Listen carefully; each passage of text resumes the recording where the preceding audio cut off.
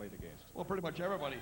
But I can remember the first story because I was a D lineman before I got converted to offense. And I tell you what, Lyle Wasilewski, there's a name from the past. Oh yeah, the Saskatchewan boys know him. To the right, beat me, knocked out Dieter Brock. To the left, beat me, knocked out Mark Jackson. Ray Yock, the coach at the time, says, you better toughen up, son. We're running out of quarterbacks. All right, let's get right to it. The big man's first picks of the year, defensive line and linebackers. From the Ticats, the quarterback Mahler from the Mariposa Meatpacking Plant. He wants to put your offense in a deep freeze. 6'5", 290 pounds, Adriano Belli.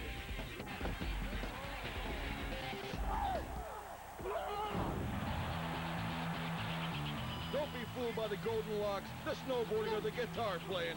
This 6'3", 290-pound dynamo makes a living hunting quarterbacks. Led the CFL with 16 quarterback sacks, the D-line warrior from the BC Lions, Brent Johnson.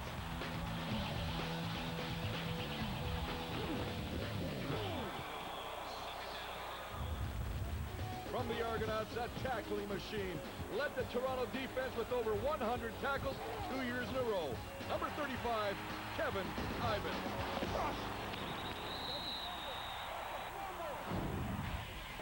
From Bellflower, California, a throwback to the way football should be played. My selection for the Warrior linebacker is Edmonton's A.J. Gass. His medical chart reads like the board game operation. Knee surgeries, concussions, separated shoulders, and still he plays on.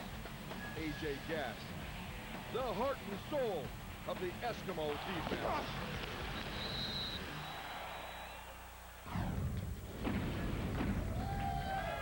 Hey, Chris, great picks. A.J. Gass didn't make the West All-Star team, but he made the Warriors. Well, I told you before, it's not about stats. It's about heart and character. You see that guy? He's a walking example of the board game operation. He's had all the injuries he's had, and yet first healthy season, and he's led the Eskimo defense to where they are, the Grey Cup. And how about Brent Johnson? You can't go wrong there. Simply the best, 16 sacks. And guess what? He's a Warrior, and he's in the house today. Ladies and gentlemen, a warm welcome for the Surfer Dude and sack master of the CFL, Brent Johnson of the BC Lions.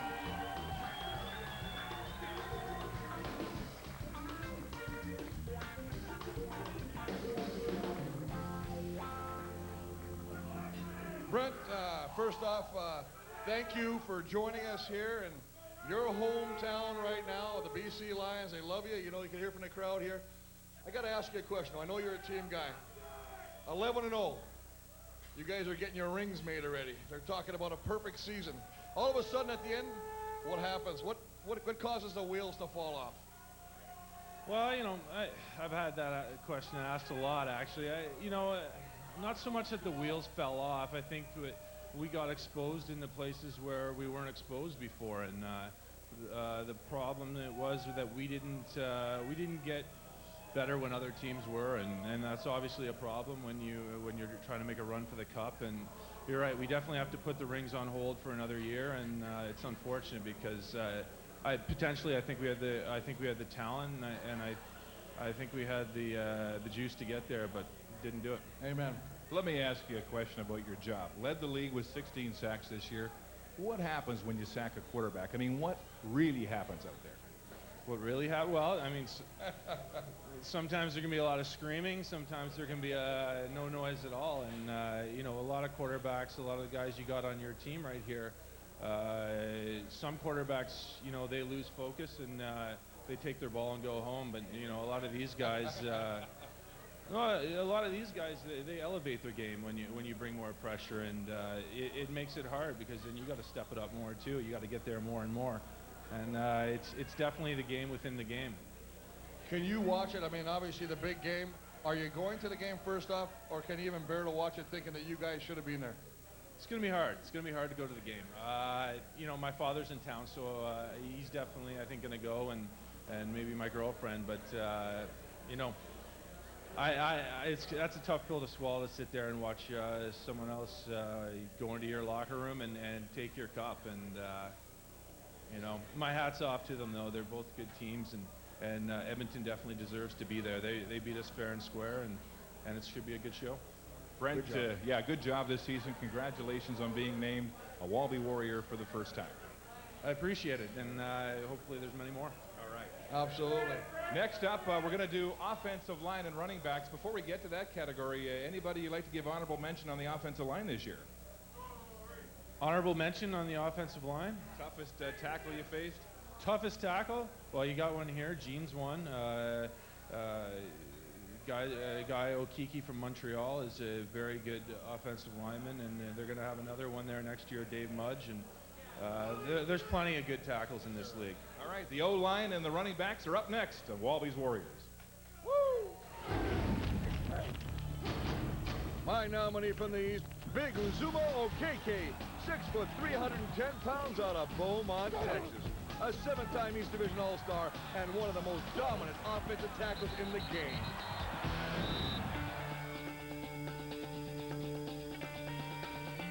My 2005 Warrior at offensive line is a back-to-back winner. A mainstay in right tackle for the past 11 years. Saskatchewan's own Gene Mikowski, the CFL's top O-lineman in 2004.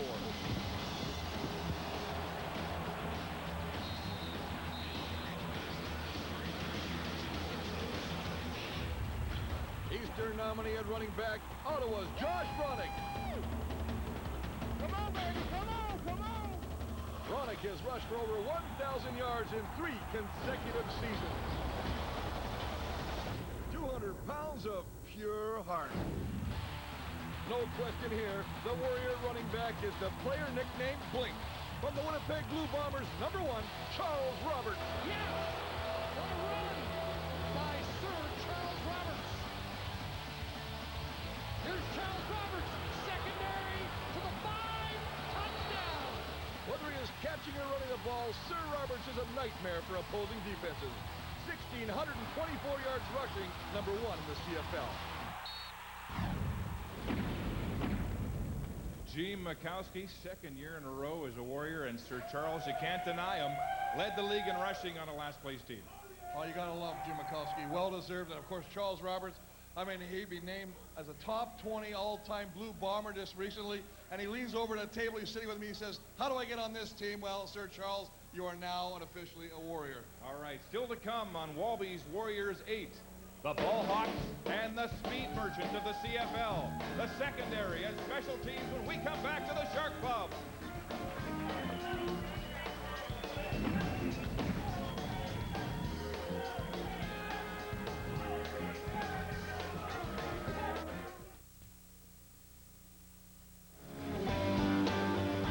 Welcome back to the Shark Club in Vancouver and the 8th annual Walby's Warriors. Before we move on, Chris, I know you've made some tough picks again this year, but a lot of folks here were asking me, have you ever cut anybody from the Warriors? You know, I've had to cut a few people. Obviously, Keith Stokes for reading a coloring book after he scored a touchdown. He's going to say it's a comic book. And actually, Noel Prefontaine, who I really love, one of the toughest hitters in the special teams, but anytime you're inside the dome and you're wearing a toque and mitts, you can't be on this Then team. there was that really weird story when your former teammate Troy Westwood did something really weird. He got himself a Sunshine Boy in the Winnipeg Sun, put a heart on his chest, had Walby on it. That was the end of him. And it just shows you what a kicker will go to, the lengths they'll go to. But you know what? It's what you do on the field, not off the field. Besides, he never called me and sent me flowers, so he's out. All right, to secondary and special teams next of the Warriors. He's no actor, he's the real deal. From Hollywood, California, Saskatchewan's own Omar Morgan. Omar Morgan has accepted with a big hit the Warrior nominee. In his first full season with the Ottawa Renegades, this year's Warrior in the secondary is none other than Corey Banks. I let him escape that last one. Watch this. A quiet individual, led the CFL with 10 interceptions, 2 for touchdowns. Put a stamp on it. There's no moss growing on the feet of this speedster from Moss Point, Mississippi. My special team nominee from the East, Ottawa's Mr. Everything, Jason Armstead. The special teams Warrior of the Year is truly one of the good guys. A man who gives as much off the field as he does on it. A threat to score every time he touches the ball. 3 times he returned kicks for touchdowns. Saskatchewan's #19, Corey Holmes.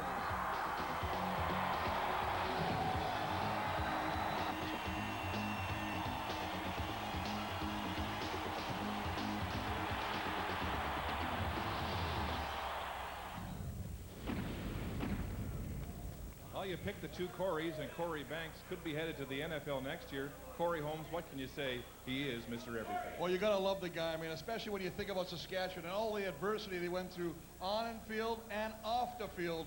I tell you what, a beacon of light and strength is this man, Corey Holmes. He does it all. He catches passes, runs with the football, returns kicks, and maybe best of all, he might be one of the nicest guys in the CFL. And folks, we have him here today at the Shark Club. Please welcome from the Saskatchewan Roughriders, Corey Holmes. Whoa.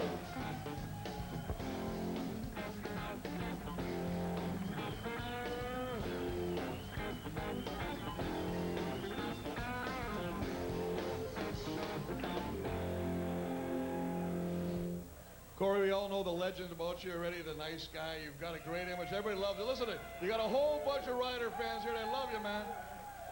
I got to ask you something. I know there was a lot of talk about Danny and Roy leaving the organization. I know how you feel about him personally as a coach. I know there's just some rumors of you maybe testing the NFL waters. I know they don't want to hear that next year. I want to ask you, Corey Holmes, what's in the store for you in 2006? Well, 2006, you know, I'm going to go into the offseason and, you know, kind of keep up with everything that's going on in Saskatchewan. You know, like I said, a lot of rumors that, you know, Danny and Roy is not going to be there next year, but, you know, I know they're going to be there. You know, they're the leaders of that, you know, that ball club and everything. And, you know, you can look at their track record. You know, we've been in the playoffs and we've been successful, you know, every year they've been there. But, you know, a lot was expected out of us this year, man. But, you know, things didn't work out. But, you know, we still made it to the playoffs to give ourselves a chance at the Grey Cup. But at the same time, man, you know, it's always 2006, you know, suffering only lasts for a season, man, you know. So next year, you know, everything can be wiped out. We get to the Grey Cup, that'll all be forgotten about. I take it you're coming back? Yeah, I'm coming back, man. You know, I'm still under contract with him and everything. And, you know, like I said, you know, I'm still young and everything. And, you know, if the NFL call, man, you know, it's something that I never, you know, been down there and done. But if I get the opportunity, you know, I will take it. Corey, congratulations on another terrific year. On your way home to Greenville, Mississippi, to teach school at his old high school. How about that? Great guy, Corey Holmes from the Saskatchewan Roughriders. Absolutely. We're going to move on next to quarterbacks and receivers and three-down football. It is a passing league. Do you know how many 1,000-yard receivers there were in the CFL this year? I don't know if I can count that high. I've only got so many digits. 19, 6 in the Grey Cup alone here on Sunday. That is why you're the man. Let's go to the quarterbacks and the Glamour Boys, the receivers, the Wallaby Warriors. A great receiver has to be confident. He must not be afraid to go over the middle. He must be able to take the big hit. Toronto's Arlen Bruce III exemplifies all these great qualities. This year's Warrior receiver proves that there's a lot of diamonds to be found in Mineral Springs, Texas. Calgary's Nick Lewis does whatever it takes to touch the football. Stampeders leading receiver for the second straight year. Nick Lewis, touchdown.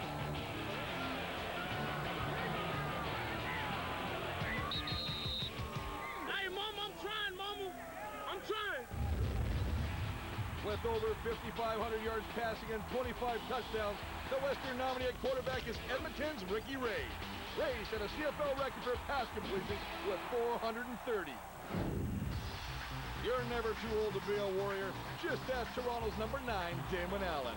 Like a fine wine, this quarterback just keeps getting better with age. The only quarterback in CFL history to rush for over 11,000 yards.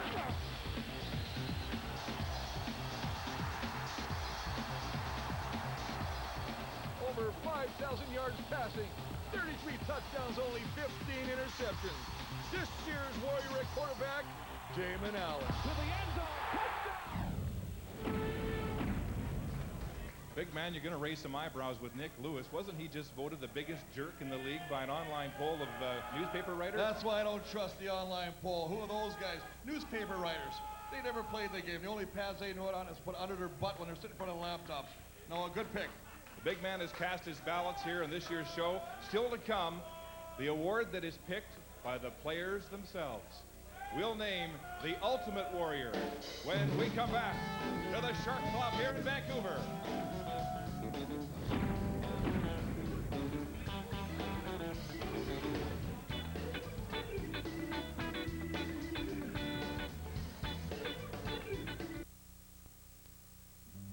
When they're off the field and online, Walby's Warriors do all their shopping at cbcshop.ca. Visit cbcshop.ca and check out the lineman size selection of DVDs, CDs, and apparel. It's Canadian, like football with 3 down.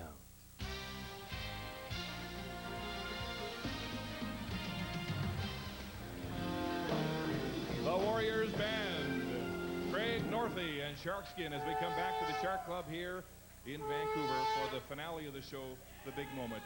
Great job, Chris, on your picks this year, but now the one award that's out of your hands, the award that is chosen by football players across the land, the Ultimate Warrior. Well, you know what? Forget about my picks. I think this is a very, very special pick in the fact that it's been on for 4 years and originally picked online. Now we've changed it in the last couple of years and allowed the players. Each team selects this by their players. They can't vote for anybody in their own team. And the polls are put all together. We take all the votes.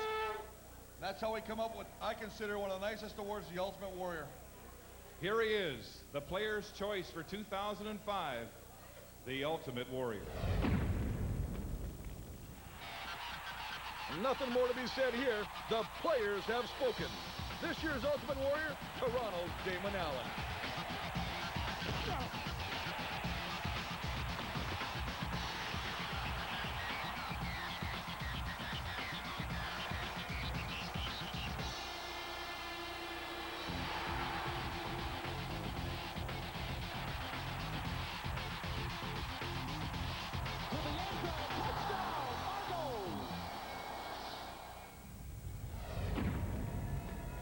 Ladies and gentlemen, he had a most outstanding season. The Ultimate Warrior for 2005 from the Toronto Argonauts, Damon Allen.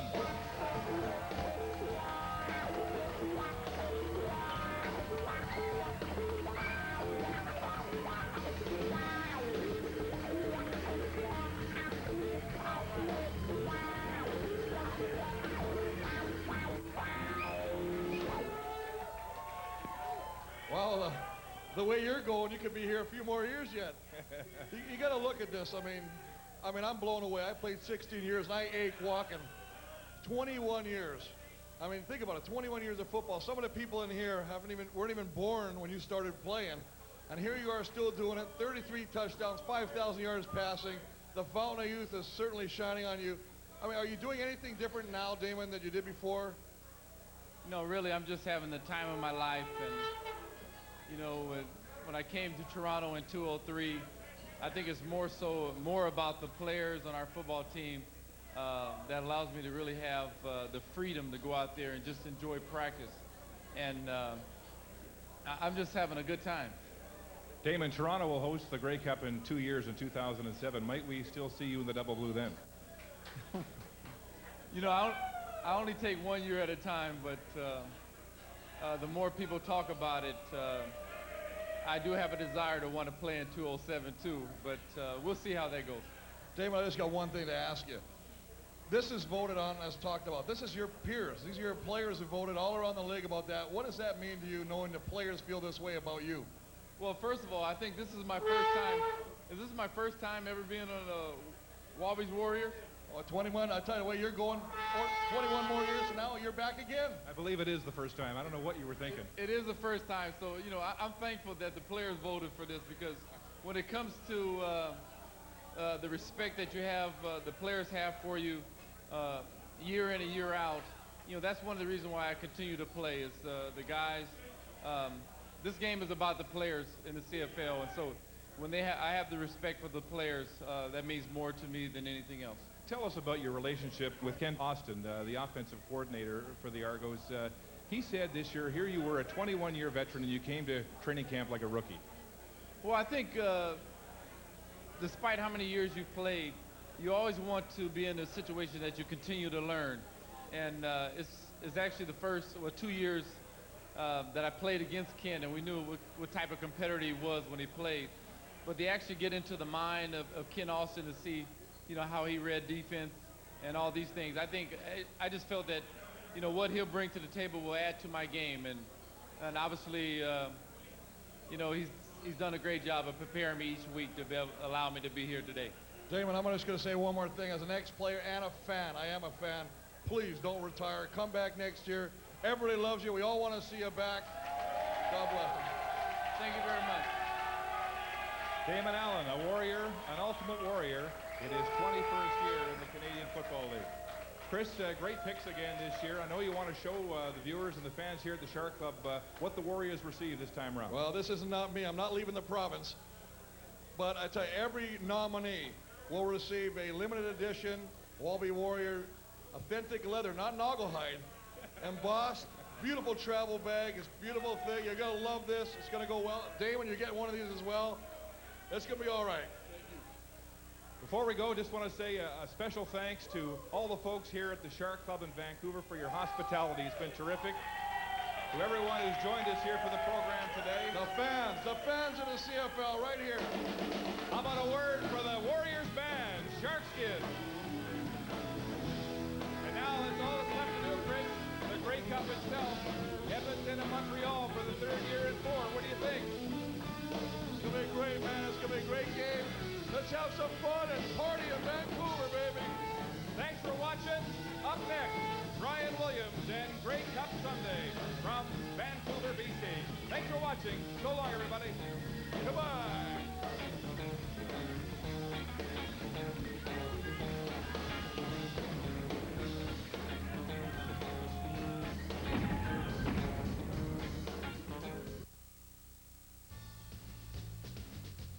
On this Sunday afternoon, we are live at BC Place Stadium in downtown Vancouver. It's the Alouettes and the Eskimos, the CFL on CBC.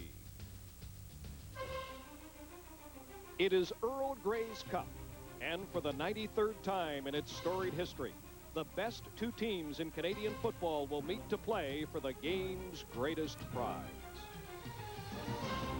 Today, the Montreal Alouettes and the Edmonton Eskimos will take the field for the final game of the season.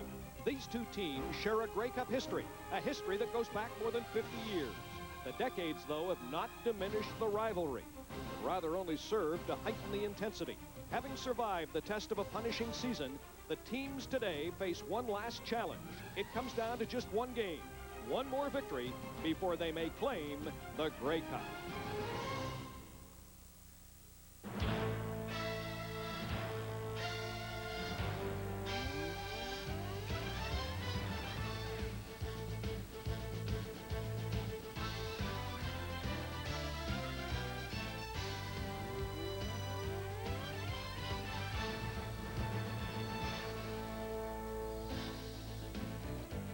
Well, it rained earlier today. Right now, partly cloudy skies. You can see the base of the mountains off in the distance as we look at BC Place Stadium in downtown Vancouver. Temperature about 6 degrees. Shot from the cable cam that'll be used today for the first time ever, covering a Canadian Football League game as we come down to the west end of BC Place Stadium and our host location for the 93rd Grey Cup.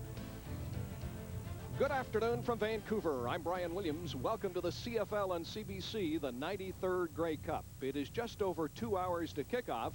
Now, prior to that, we have a lot for you. We have sit-down, in-depth interviews with both head coaches, Danny Machocha and Don Matthews. Steve Armitage with a special report on Montreal running back Eric Lapointe. Elliot Friedman will report on the most talked-about player here on the West Coast all week, and that is Edmonton's backup quarterback, Jason Moss. Gloria Makarenko from Canada Now is just out to my right on Beatty Street. Big party going out there. She'll talk to the Black Eyed Peas. They will entertain at halftime. We'll also be hearing today from Bruce Rainey, Sean Millington, and Danny McManus. With me, as usual, Eric Tillman, Greg Frères, and Darren Flutie back after a couple of weeks of doing color in the booth. And for some quick thoughts on this game, Darren, let's begin with you. A lot of storylines to this game. I think many guys could step up and have a huge game, but I think Eric Lapointe's performance last week against the Argos is going to set up a great day for Anthony Calvillo. The Eskimo defense is going to have to guard against the run. Lapointe played so well. Linebacker's going to be close to the line of scrimmage. Anthony Calvillo is 34 touchdowns, 5,500 yards, has a chance to really step up and have a huge game today and win the Grey Cup for the Alouettes. Well, Darren, we have two teams that have needed to evolve and retool through 2005. The Edmonton Eskimos, they came into the 2005 season with 26 new players. Half of their roster is over the age of 30. Now, this veteran crew has come together a lot faster than a lot of us thought that they would. The Montreal Alouettes, obviously, it's been well documented that their defense needed to evolve. And now, not only can they play a conventional style of defense, they're bringing back the pressure style of defense, which makes them very unpredictable. Two teams that have come a long ways, but two teams that are very well deserving of this Grey Cup championship game. And Greg, both teams are playing their best football at the right time. But if the Edmonton Eskimos win the championship today, I think we're all going to look back as the turning point for this team being the big trade with the Hamilton Ticats when they got Dan Comiskey and Troy Davis. They solidified their offensive line with Comiskey, a great player. Troy Davis gives them the dimension they lacked in the running game. He catches the ball very well out of the backfield, and he is the best blocking back in the league, which really helps that passing game develop, Brian. Fellas, the last game was 1999. I remember the game well because they used soldiers to fill empty seats, so it wasn't sold out. It's sold out today. Now, the star of that game, you guys won't believe this, Danny McManus with a couple of touchdown passes to Darren Flutie. Look at this. Spectacular one-handed grab by Flutie. You actually made McManus look pretty good. Somebody has to. I mean, come on. We'll hear from Danny McManus in just a minute, and we'll talk about it. Is Danny McManus the future quarterback of the Edmonton Eskimos? In fact, McManus said earlier this week, does he get a ring if Edmonton wins today? Is Jason Moss already a Ticat? We'll talk about that later. Right now, let's go down on the field behind us, and here's Steve Armitage. Steve. Thank you very much, Brian. I've covered every Grey Cup under the dome. They're all special and always a thrill. Talked to Hugh Campbell, the president of the Eskimos, a couple of moments ago, just behind the Eskimos bench here at BC Place Stadium. Asked him how many fans will make the trip. He said around 2,000, maybe more, because Edmonton is so close to Vancouver. Hugh Campbell's team did show up here at BC Place Stadium, arrived in a bus, and it is a very short bus ride to BC Place Stadium. There's Danny Machocha, the rookie head coach, coaching for the first time as a head coach in a Grey Cup, and followed by Kelly Wiltshire. It is a short trip. It's about a click and a half from the hotels. There's Ricky Ray. Don't see Jason Moss. Wouldn't that be a story if Jason Moss wasn't on the team bus? There's Don Matthews, the winningest coach in CFL history, looking for Grey Cup ring number 6. Ben Cahoon, just in front of his quarterback, AC Anthony Calvillo. Some of the players actually got here, walked over from the hotels at around noon, and a lot of the players are on the field and sort of getting a feel of what BC Place Stadium is all about right now. Brian?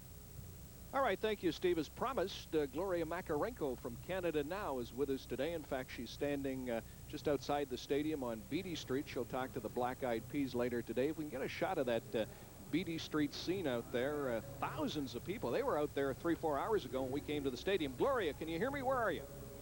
I sure can. They call this the party on the Pacific, Brian, and for the past 3 days it has been like a giant party, the likes of which Vancouver has never seen before. Now, David Braley, the owner of the BC Lions, knew when he was made the pitch to have Vancouver host the Grey Cup, it was going to be a big deal for this city. Tens of thousands of fans have converged from across the country on Vancouver. The restaurants have been overflowing. The clubs have been overflowing. And when all is said and done, they will have left tens of millions of dollars behind.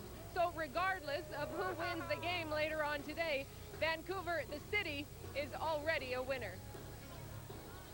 All right, thank you, Gloria. We'll step aside, take a break. Lots more to come. Up next, we'll look back to the game 50 years ago, the first ever game played here at Vancouver. It was the old Empire Stadium, and the game featured Johnny Bright and the China Clipper, Normie Kwong. There's a look at Johnny Bright.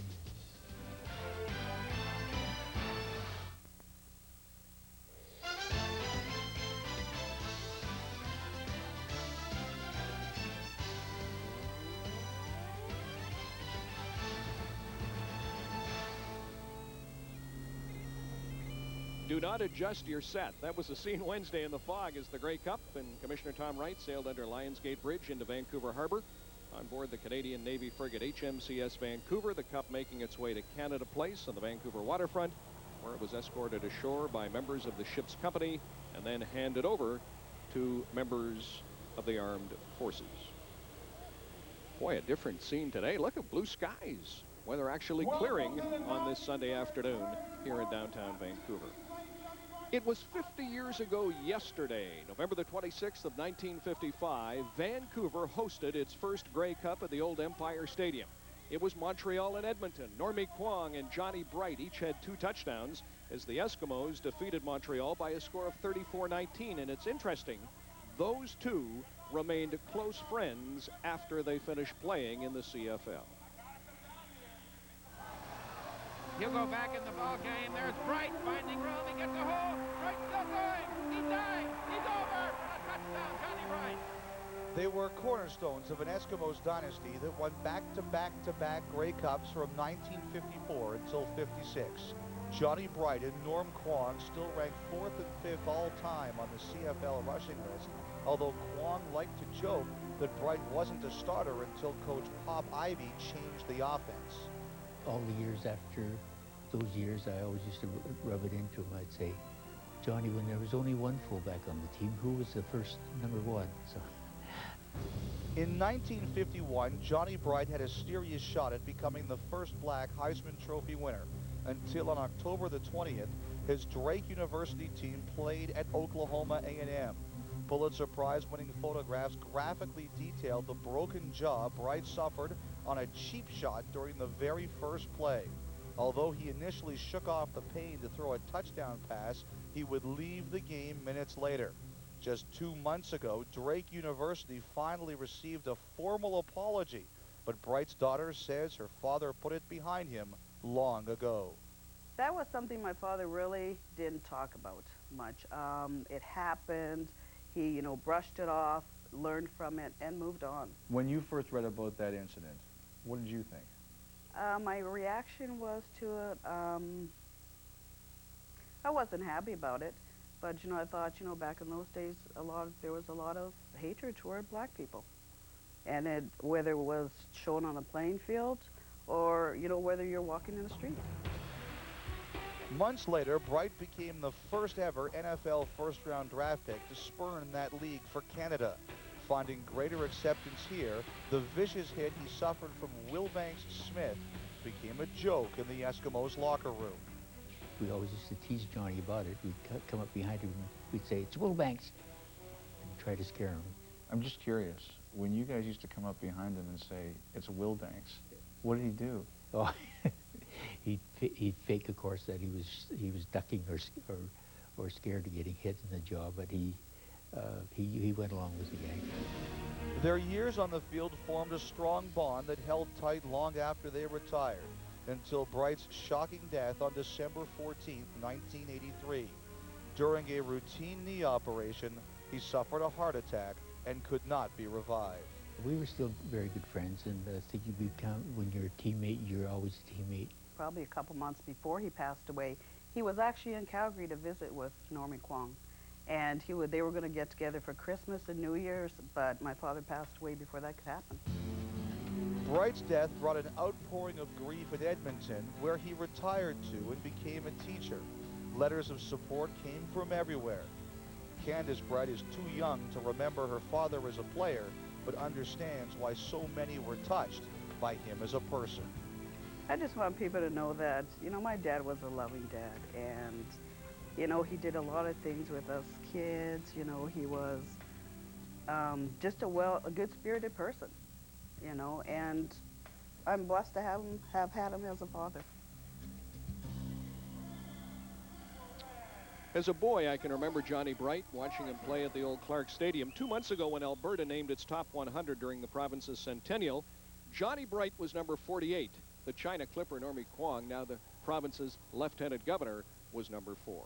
Right now, let's head back out to Beatty Street, not to Gloria Makarenko. This time, we say good afternoon to Prince Edward Island's Bruce Rainey. Bruce? Brian Williams, thank you very much. There is a look at the crowd. These are called short snappers. This is a special segment today with Danny McManus and Sean Middleton. These guys have been signing autographs left and right. And guys, we got one guy with a quick release, the other guy who can quickly find the holes. Quick questions for you both. How about if you're a GM right now in the CFL, who is the one player you would build your current team around? Right now it's already happening. I would take Henry Burris in Calgary. He's a young quarterback. He's athletic. He's also great off the field, so he'd be the guy that I would take. Well, you know, you're right. It is already happening because my guy is Jason Moss. As far as the rumors are saying, Jason Moss is supposed to be going from Edmonton after this game to Hamilton. And there's a guy that you can definitely build your franchise around. He's proven he can win games. Okay. And Danny, well, you're the GM. What am I going to do? Well, you know, he can hold a clipboard, a hat, you know, Little something. sweeping in the locker room? Exactly. Okay. Listen, do you know what can you tell us about this trade we've been hearing so much about? I just hear speculation. I hear the rumors. I mean, I saw it on the ticker myself when it came across, but right now, I had no one from the Ticat organization has contacted me. Can we get field-level seats at Commonwealth next year, me and Sean? Well, we'll see how the rest of the state goes. We'll talk about it. All right, T-Mac and Millington, I sense it's going to be a long day on short snappers for McManus, Brian.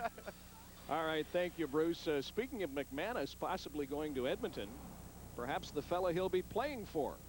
The young head coach from the city of Montreal, the head coach of the Edmonton Eskimos, Danny Machocha, will have something to say about that later in the year. Up next, though, we talk with Machocha.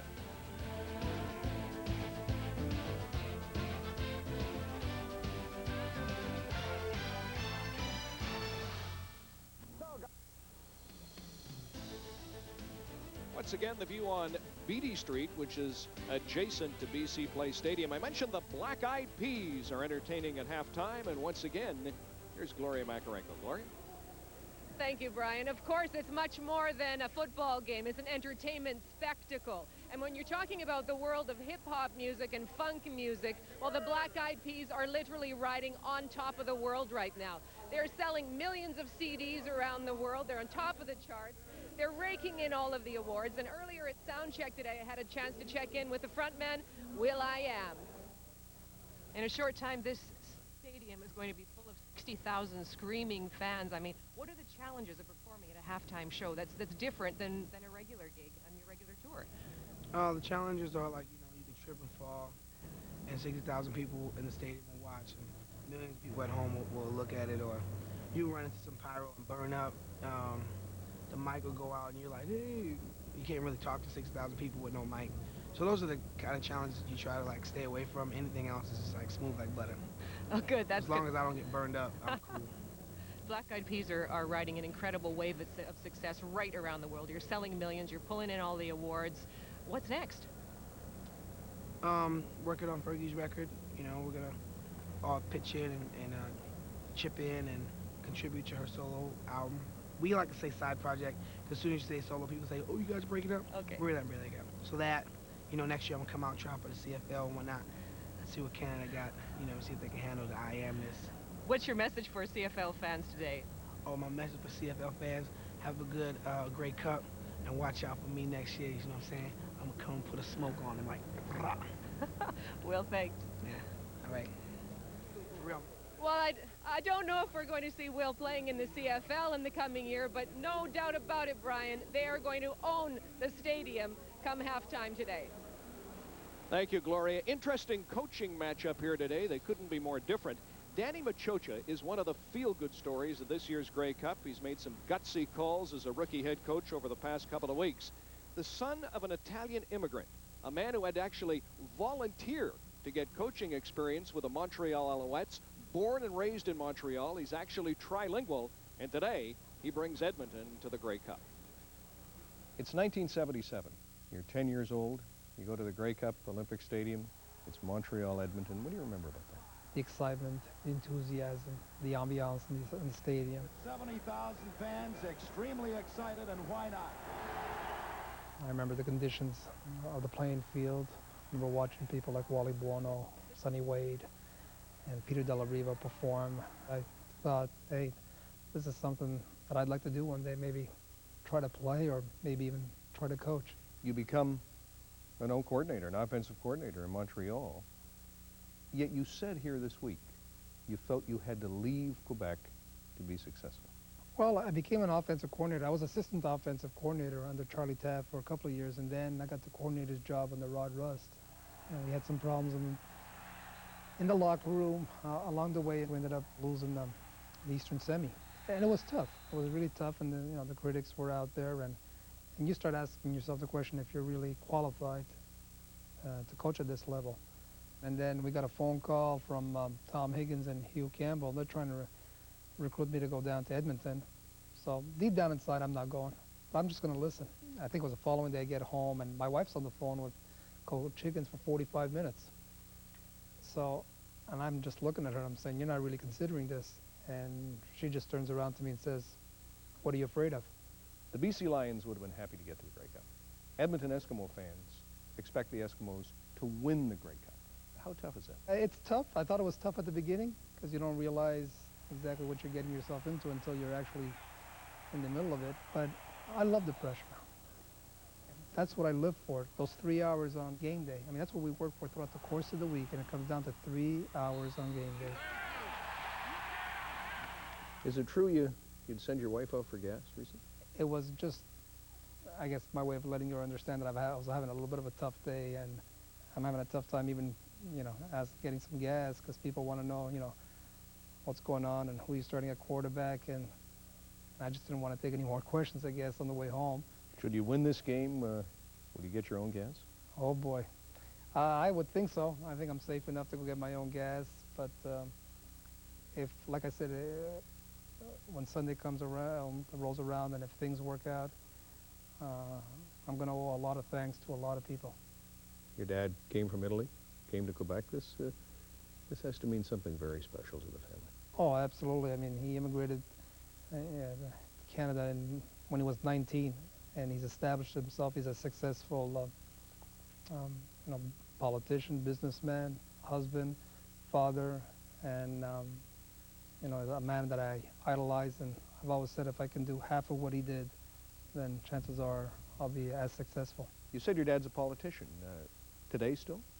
Still today. He just got reelected 2 weeks ago. Second mandate as a city councilor, and previously to that he spent, I think, 21 years as a member in the National Assembly with the Liberal Party. You got any ambitions along that line? I feel like I'm a politician every single day with the job that I occupy, but no, that's not really me. You see yourself going back to Montreal eventually? One day I want to go back to Montreal. I could do so, but I don't have to go back to coach. I can just go back to Montreal. Really an interesting individual. He's a politician already. I asked him about the Jason Maas trade. He said, not until after the season. We got a whole lot more to say about that and the mess the CFL's in just a minute. But some thoughts on young Danny Maciocia. Well, his first year as a head coach, certainly been an up and down year. I think made some mistakes, made some great decisions, but he's here, and that's the important point. But the one thing about Danny Maciocia, the time that I thought he became a head coach is in that West semifinal against Calgary, where he had to make that decision at halftime whether to bring Jason Maas in or not bring him in. With everything going on, is Maas promised to Hamilton? He made the decision. He put his team first, and by doing that, he got the respect of his players and the respect of everyone. Hey, I put the team first, brought Jason Maas in, and it worked out. Well, with head coaches, and Brian, I don't know how they do this, but they see all, and I knew that Danny Maciocia had turned into a head coach. I was talking to Davis Sanchez, the corner that's sitting out. He pulled his groin, won't be playing this afternoon. I was having a conversation on Friday just in the end zone with him, and in the corner of my eye, I saw Danny Maciocia staring at us, and you could tell what he was communicating to us is, what is Davis Sanchez saying to Frères in the end zone? They see all, and that's how I know he turned from an offensive coordinator into a head coach. Well, Greg and Brian, I thought that interview did a great job capturing the essence of this man. You're talking about a good person with a great value system, and that translates when you're the leader of a football team. He's got a great work ethic, and this week and over the last several weeks, I think he's shown the toughness and tenacity it takes to be an effective head coach.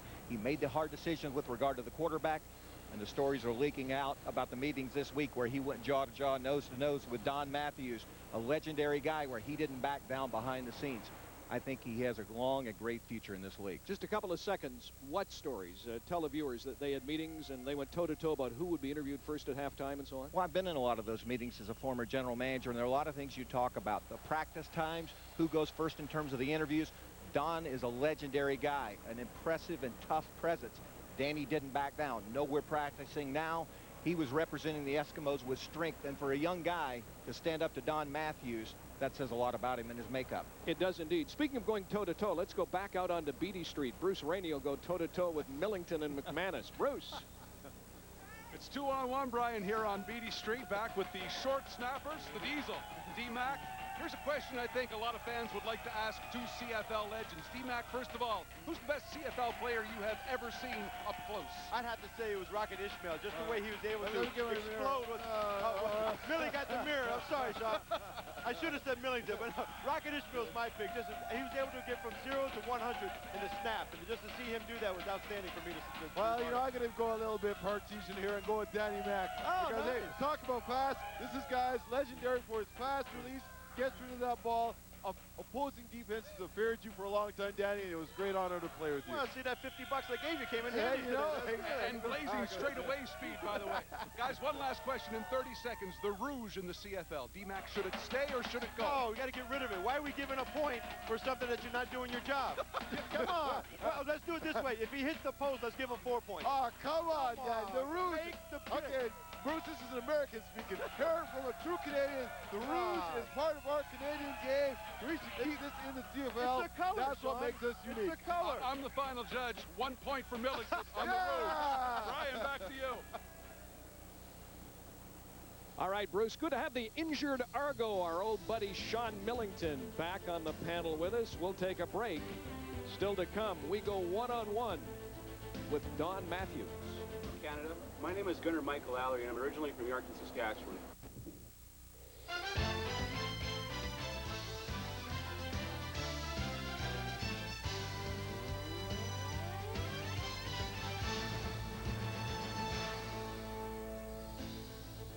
Back at Play Stadium, we apologize for that glitch. Sometimes those tape machines roll on their own.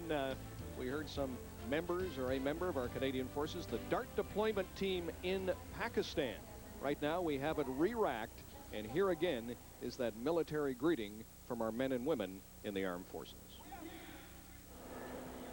Hello, Canada. My name is Gunnar Michael Allery, and I'm originally from Yorkton, Saskatchewan. I'm an artilleryman with the 2nd Regiment Royal Canadian Horse Artillery at CFB Petawawa. I'm here in Gari Depata, Pakistan, with the other 216 members of the Canadian Forces Disaster Assistance Response Team, also known as the DART, helping earthquake victims on behalf of our great nation. We here salute the 93rd Annual Grey Cup Championship between the Edmonton Eskimos and the Montreal Alouettes. May the best team win. Go!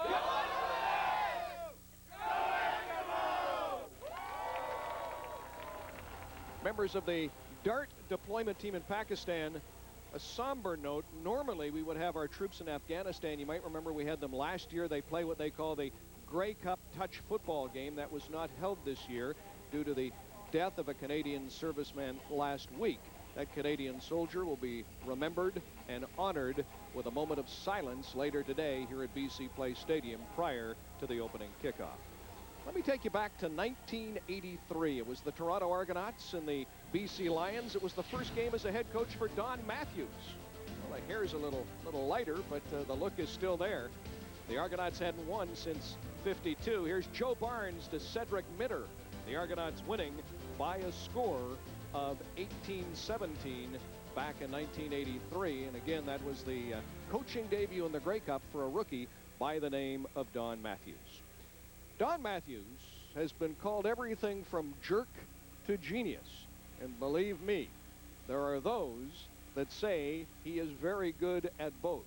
But believe me also, there's a lot more to Don Matthews than meets the eye. You put up a wall, whether it's dealing with the media, dealing with other people in football. People like me, maybe it comes from my background, which was very difficult. I don't let a lot of people in. I'm leery of people. I'm suspect of people. And so when I grew up, there was a lot of people that were trying to hurt me. And so I think when you put that wall up as a young child, it sort of carries with you. And so the wall that I put up is very solid, and the people who I let in are very special. My father used to say to me, if you don't want my opinion, don't ask for it. Jim Pop, your general manager, you've worked together for years, a good friend, says that applies to Don Matthews. My theory on that is if you don't want to know the answer, don't ask the question. And I've said that to a lot of people. I've said it to players. Players will come in and say, what is it that's bothering you about my game? And I'll say, sit down, here's the answer. Don Matthews, incensed with the undisciplined behavior of Mark Word, and look at this. They want to be told exactly where they stand, and they can deal with it if most of the players can deal with the truth. Jim Pop says you're passionate, but passionate about other people and beyond football. Well, as again, in my childhood, there were people who have helped me along the way. Now that I'm in a position to help other people, I do it for myself. When I help somebody, I know to what degree that has been a very good feeling for the person I've helped, and that makes me feel good. So it's very selfish on my part to be able to help somebody because I get the good feeling on it. What quality do you think has allowed you to be so successful? I create an atmosphere which is player-friendly. Most of the players that I've ever had play for me will realize that when things are going well, it's the players, and I know the players win football games, but they also know that when things are not going well, I am not afraid to jump in front of the bullet and take the heat. I once said to you, why are you so difficult to deal with? And you said to me, I'm not here to win a popularity contest. And you told me a great story. I think it was at Waddell Smith in Edmonton. When I was an assistant with the Eskimos, and we had just beaten Montreal in the Grey Cup, and the Defensive Player Award went to Tom Cousineau. The Offensive Award went to a running back named Green, and I think Don Sweet won the Canadian of the game. And when Waddell was asked, what do you think of those guys winning the awards, but you guys won the game, he said, I guess we won the thing that no one had a chance to vote on. And I think that that was an important statement, and I believe that 100%. You say you're not ready to sail into the sunset. Those reports of your demise, a little premature? And I think a lot of times that the reports of someone's demise or something like that is great for football.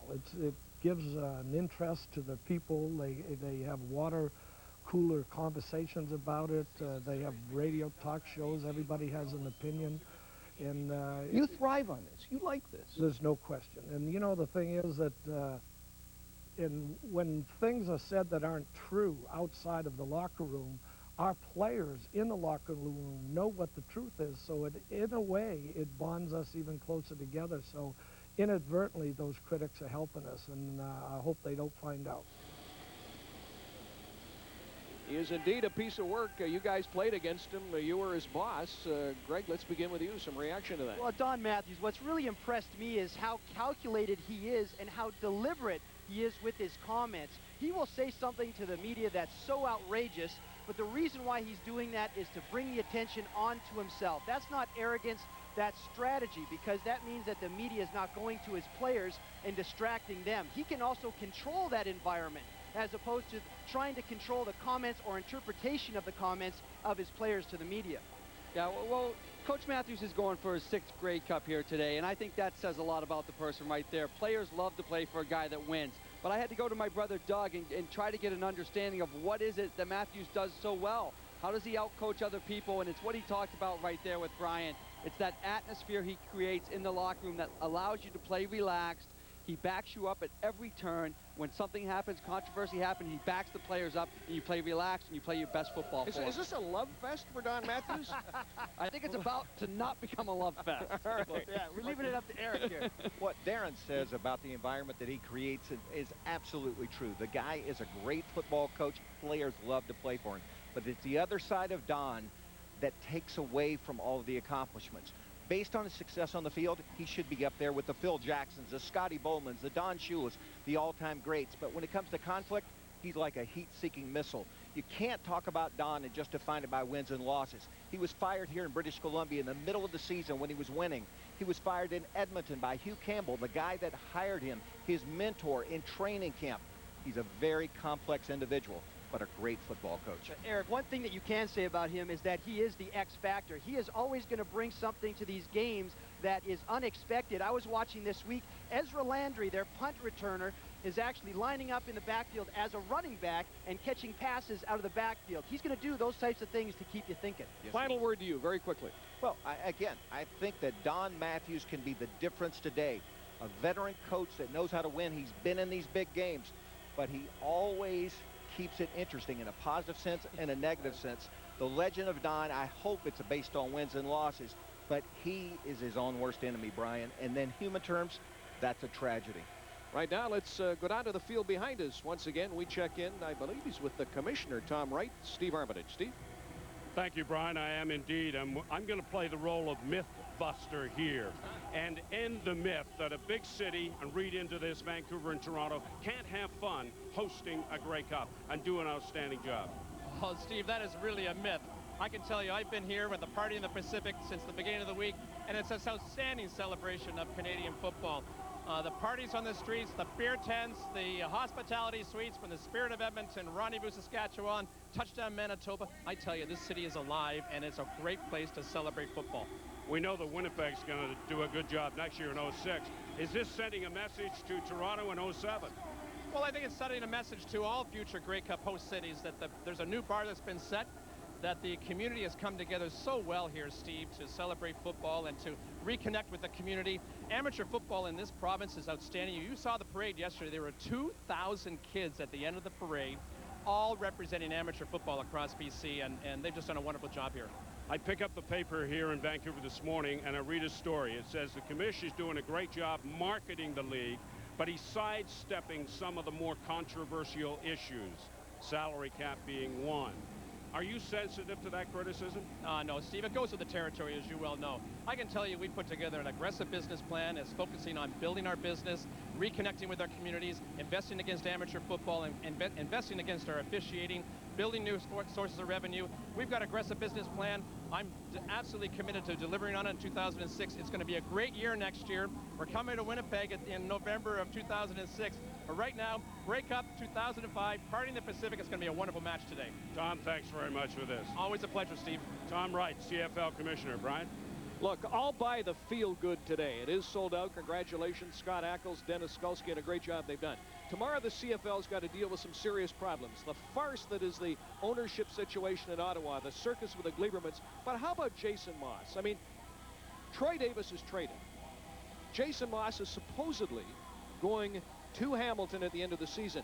No one will say whether or not this has been promised. If it's been promised and I'm in Calgary or Vancouver, I am really annoyed. It again speaks to the fact this league flies by the seat of its pants and doesn't have control of all situations. Well, this is the situation that drives me crazy also. So you're going to say Jason Moss at the end of the year is going to go to Hamilton. In the meantime, Eskimos pick up Troy Davis and Dan Comiskey, allows them to wipe through the West and come here to the Grey Cup. Now, if this is a gentleman's agreement, it's going to happen later. It better happen later. We better see Jason Moss, whether he comes in here today and he's most outstanding player, he better end up in Hamilton because that's the agreement that was made. But for this to come out the week of the Grey Cup and take away from this football game that this is going on, I really think that is bad for the CFL, and it doesn't represent us well at all. I don't buy this at all because, Brian, in business, we're naive to think that handshake deals and little wink-wink deals don't happen all the time. I know Darren Flutie and Eric Tillman, they make a living of that doing every day. But you know what? This is business. And what is the trade? What about the perception? The trade right now is what's on the table. You know, that's what Tom Wright and the league are looking at.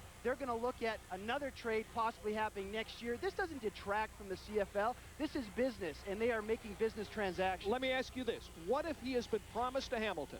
What if it comes out that he's already been promised to Hamilton? To me, that borders on Bush League. How do you have credibility here? Well, I think it's a matter of integrity, Brian, and I tend to agree with you. And I think one of the things that they have to do is move the trade deadline forward. It is much too late. In this case with Hamilton, a team that was eliminated from the playoffs, knew that they were building for the next year. They affected the race in the West. And I agree with you in terms of the bigger picture that a deal like this being discussed at this point of the week takes away from the bigger game. I also think Tom Wright has to deal with the salary cap. That is something you have to have in markets like Winnipeg and Saskatchewan. You have to have a level playing field. We have to get out to Beatty Street. It is a feel-good story today, but there are some serious issues facing this league, and they better start dealing with them early tomorrow morning. Let's go back out to Gloria Makarenko. Gloria. Yes, the party is continuing out here on Beatty Street, Brian. Now, when you think about people who are working hard and have demanding schedules during Grey Cup time, you might think it's the players or the coaches or the staff. But we found a man who is so tireless and so dedicated that we've decided he has got to be the hardest working man at Grey Cup time. His name is Mario Vespa, and he, for the past 20 years, has been the keeper of the Grey Cup. So we decided to tag along with him and his assistant, Paul Michelli, as they took the cup on a tour, and believe me, it was one long and adventurous day.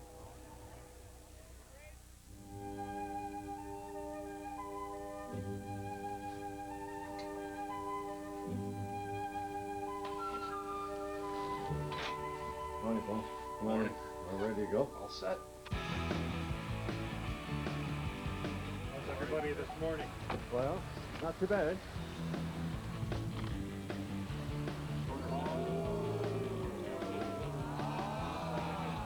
We have the keeper of the Holy Grail with us, Mario Vespa. Have you had enough?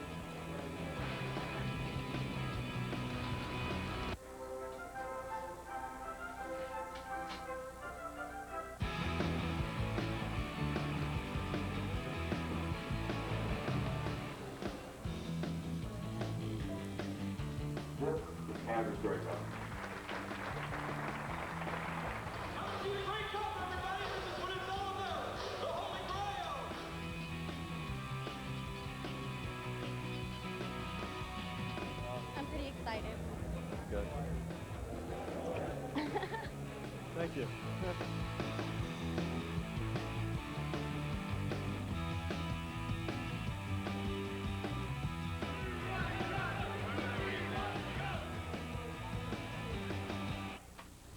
Okay.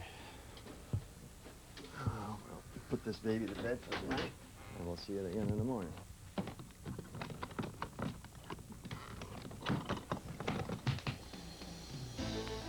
Someone just remarked the Cup really enjoyed being next to that woman in the bikini. A lot of fans still out on Beatty Street, still about an hour and 15 minutes to kick off. Back after this.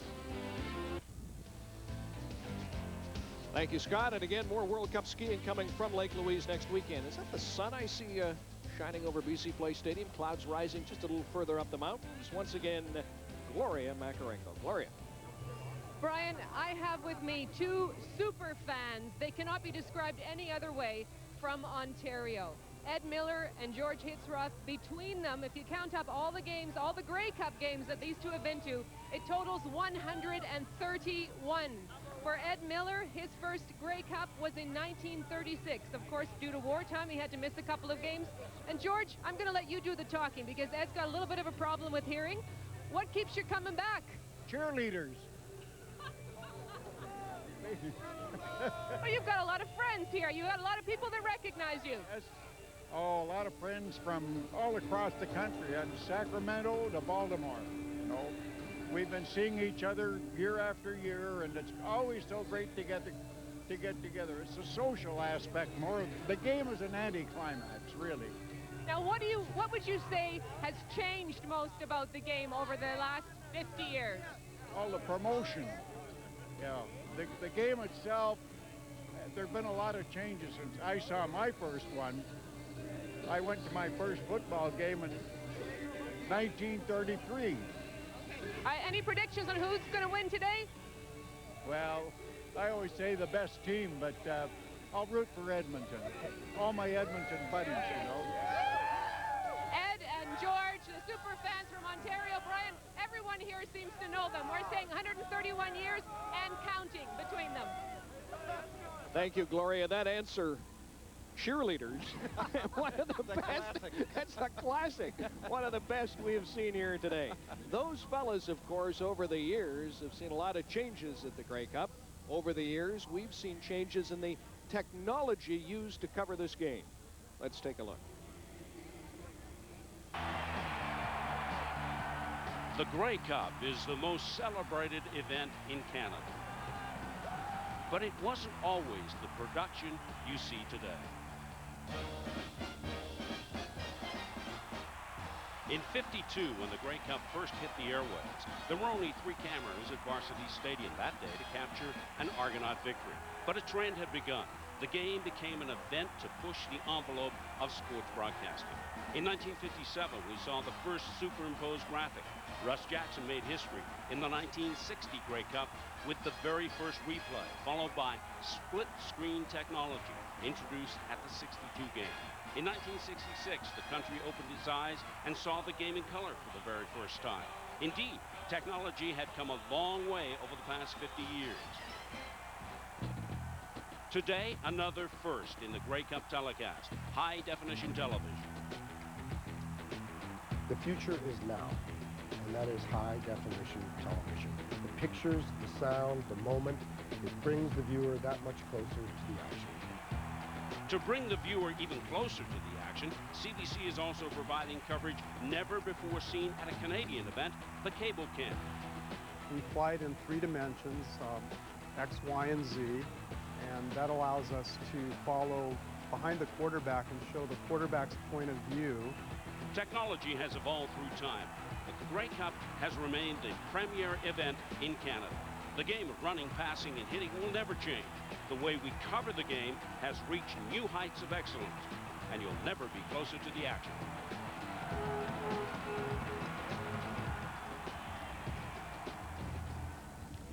You know, if you don't watch a lot of football, a lot of you people are watching probably for the first time this year, even if you do watch a lot of football, there are terms you hear that you may not understand. Having said that, earlier today, we sent the fellas down on the field behind me to break down Montreal's zone blitz. It's Grey Cup week, and all across Canada, people are talking about football. We're talking about terms like zero coverage, empty set backfields, 6-packs of receivers. No. Maybe not for me. But specifically, we're going to talk about this Montreal defense and something they do called a zone blitz.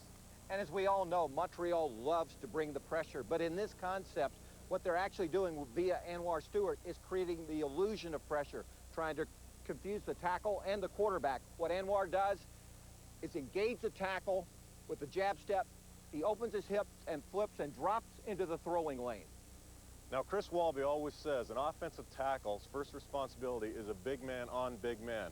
Once he is committed to Anwar Stewart, whether it be Chris Morris or Bruce Beaton, he is going to have a very difficult time bumping out and picking up that more athletic linebacker. And keep in mind, these 2 tackles for Edmonton are 37 years old, and Montreal has 2 of the more athletic linebackers, Timothy Strickland and Dwayne Butler. As the tackles are delayed inside, it will become very difficult for them to be able to get out and try to engage these athletic linebackers in space. And now from a quarterback standpoint, our pre-snap look, we're looking at a blitz situation here. So I want to get out of a bad play and into a good play. My receiver, Darren, is seeing the same thing. So at the snap, we're going to make some adjustments. Drop back, Darren makes the adjustment, I throw the ball, there's Anwar Stewart right in the passing lane. Wow, that's a great look at what a zone blitz is, and it becomes relevant for today's football game because in the past, in 2004, Anwar Stewart had 2 interceptions off this exact play. One of them he returns for a touchdown. Play like that happens today in the Grey Cup, could turn the whole game around. Our thanks to head coach Darren Flutie. By the way, the fella on the left of your screen, that's Rob Crefo, former receiver in the Canadian Football League, who'll be up in the booth today with Mark Lee and Chris Walby as a spotter. Right now, one final time, back out to Beatty Street. Here again, Bruce Rainey. Guys, try to contain your emotion. This is the final segment of Short Snappers. I know it's very sad. We've seen Brian talk to both coaches today. Sean, who is your pick right now for best coach in the CFL? Well, I know it's going to sound a little partisan for me again, but I'm going to go with Pinball Clemens. Oh, my goodness. I mean, come on. He must be coming back. Yeah, this is a player's coach. This is a guy the players love, and he's also done it on the field of winning a Grey Cup. How can you argue with that? Oh, he hired you. That's why we're not arguing with it. Exactly. I'm going with Coach Matthews. I think just his track record, what he's done in Grey Cups, and just his career over the time of being a winner. The players love to play for him, and I think that's why I'm going with Coach Matthews. Who's going to win the game today, guys? I'm going Edmonton. I'm staying in the West. I love Edmonton. I love the Western area, so I'm staying Edmonton. And I got to say, Montreal knocks us out of the playoffs, so I'm going to Edmonton as well. I got one last question for D-Mac. If you were to be traded for any quarterback in the league, who would you like to be traded for? I think it's already happened, isn't it? Jason Moss? Yeah. Brian, he's been channeling Roberto Duran all day saying, no Moss, we're doing Moss. That's it for Short Snappers here on Beatty Street. Thank you, guys. That was great. The Diesel and D-Mac. Back to you, Brian. All right, thank you, Bruce. As we come back inside BC Place Stadium, still a lot of people outside. Montreal Alouettes are on the field. Terry Vaughn it is, the former Edmonton Eskimo. Terry Vaughn, now a 1,000-yard receiver for the Alouettes. There's the dangerous punt returner, Ezra Landry. Still to come, how the Montreal Alouettes made it here to Vancouver.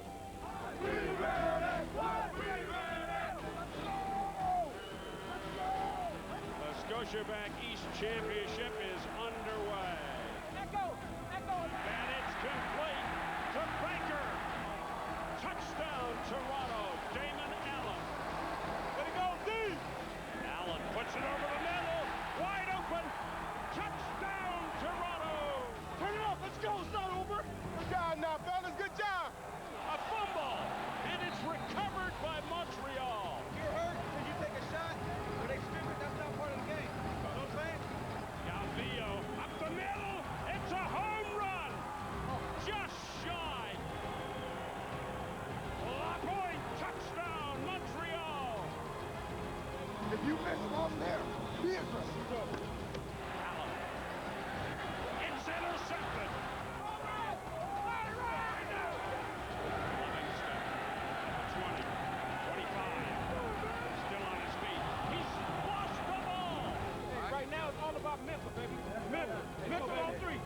2, 3, middle. Again, it's LaPointe.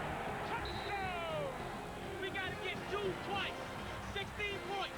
It's 2 touchdowns, all right? Believe. Believe. Yeah, baby. Woo! We're going to the cup again. Again.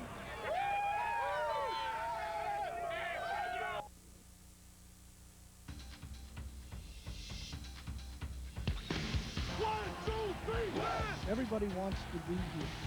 Not everybody makes it. I'm looking forward to the fact that no one will be able to call me a rookie anymore. I'm just tired of being called a rookie. It's a battle every step of the way. Big Pete, baby.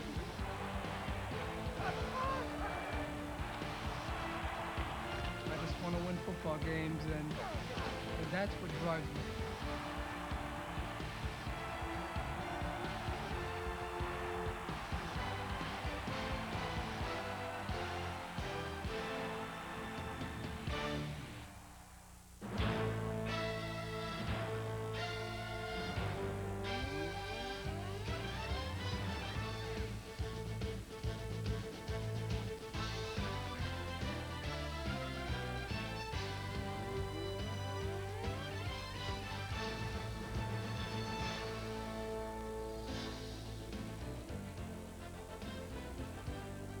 And on this Sunday afternoon, we are back inside BC Place Stadium. There's our host booth, west end of this stadium that seats just under 60,000. The game is sellout here this afternoon. If you are just joining us, good afternoon on Grey Cup Sunday from Vancouver. I'm Brian Williams. You're watching the CFL on CBC. Still to come, we are going to break down both teams. With me, as usual, here in the booth today, Eric Tillman, Greg Frères, and Darren Flutie. He is a 7-year CFL veteran. He's won 2 Grey Cups. He's a Canadian. Many of you probably haven't heard of him. That's because until last week, he wasn't really a star. He'd been used as a backup. But last week, after an injury to the Montreal back, this back became a true CFL name. More now from Steve Armitage. LaPointe, touchdown, Montreal! I learned in a 7-year career that you have to find a way to contribute on the field. Even if you hope in your best dreams that you will be a starter as a running back or a starter at any position, it might not happen. And the day it doesn't happen, you have to find ways to help your team. LaPointe got his chance to help the Alouettes in Sunday's Eastern Final, but it seemed to come at a huge cost. Robert Edwards, one of the best running backs in the league, left the game with cracked ribs. I always hoped to have that chance, and when it came, I was a little disappointed, obviously, because I saw Robert, which is my teammate, but also a friend. You never want to go on the field when one of your friends gets hurt, but unfortunately, I had to do it. Again, it's LaPointe, touchdown! The hat trick for Eric LaPointe. You never know when you're going to get in the field. All week long, you have to listen, you have to know all the defensive front. You have to be ready for the day you're going to step on the field. Don't get fooled by the hair. In the 90s, LaPointe took large steps as a member of the Mount Allison Mounties.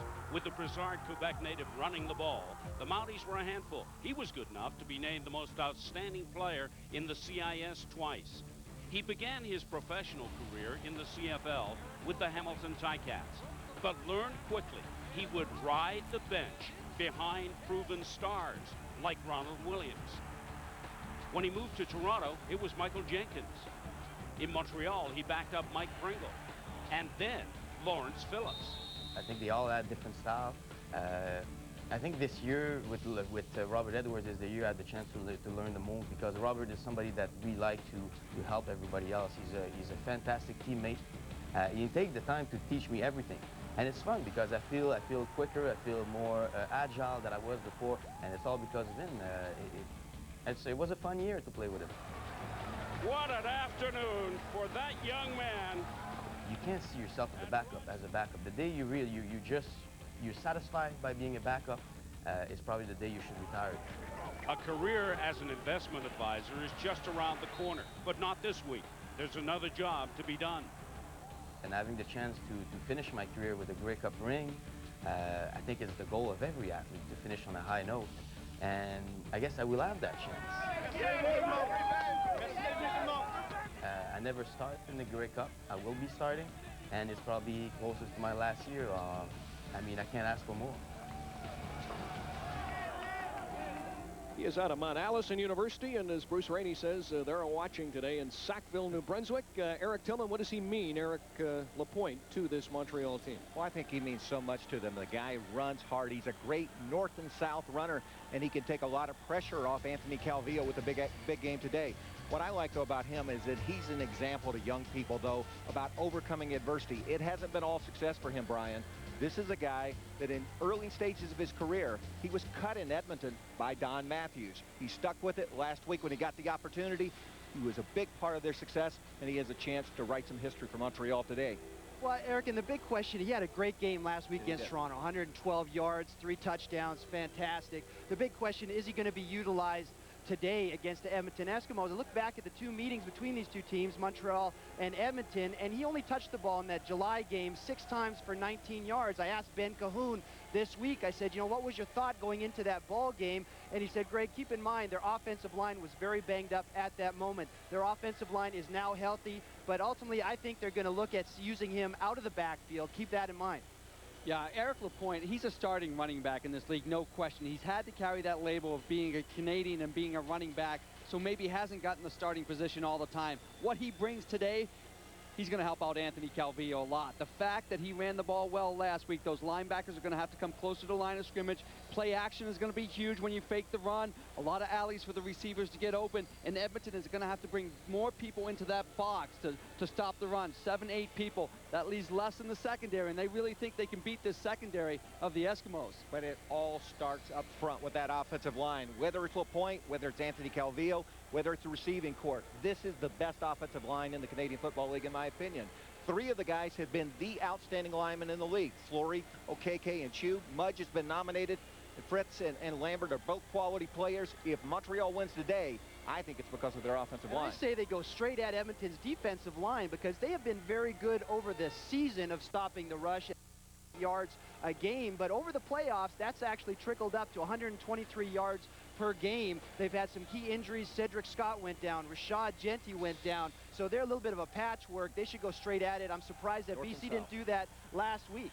I talked with the Montreal offensive line today, and they were so excited about the fact that they had the big second half last week and running the football. They love to fire out instead of pass blocking all day, but they did say the weakness of the Eskimos is the secondary. We will use the run to set up the pass and look for Anthony Calvillo to have a huge game. What about the Montreal defense? You know, it's been tinkered with so often. Is Matthews playing games? Has he got Edmonton confused? Are they wondering what kind of D they're going to see? I think Don deserves tremendous credit for the fact that his team is playing so well defensively at this point in time of the year. A lot of people that don't understand the game criticized him early on.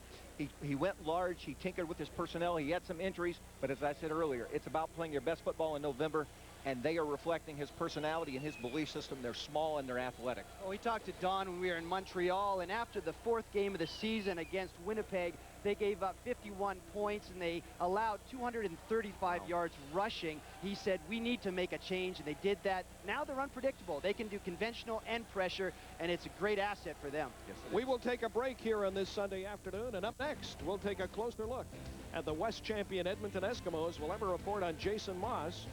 You saw Moss, there's Ricky Ray.